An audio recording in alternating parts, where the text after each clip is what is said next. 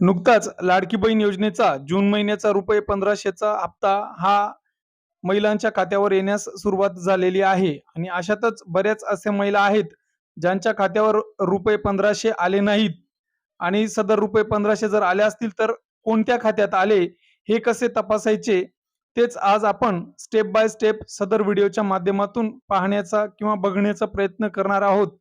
तत्पूर्वी आपण जर आपल्या चॅनलवर नवीन असाल तर अशाच शासकीय योजनांच्या माहितीसाठी आपल्या चॅनलला सबस्क्राईब करून घ्या आणि बेल आयकॉनला क्लिक करा.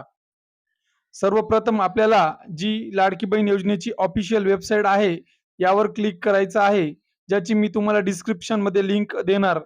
या लिंकवर क्लिक केल्यानंतर तुम्हाला आता अशा प्रकारे इंटरफेस दिसायला लागेल.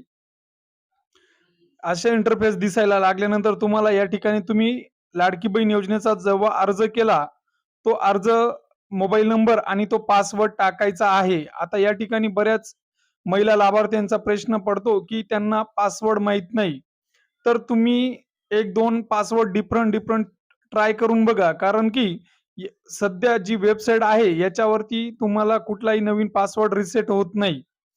आता पासवर्ड टाकून लॉग इन केल्याच्या नंतर तुम्हाला लगेच या ठिकाणी केलेले जे अर्ज आहेत, यांची माहिती दिसते. आता आपण जर फक्त एकच अर्ज केला असेल, तर या ठिकाणी आपल्याला केलेल्या अर्जामध्ये फक्त आपलं नाव दिसेल. पण आपण जर जास्त अर्ज केले असतील, तर त्या सगळ्यांची माहिती या ठिकाणी तुम्हाला दिसायला लागेल.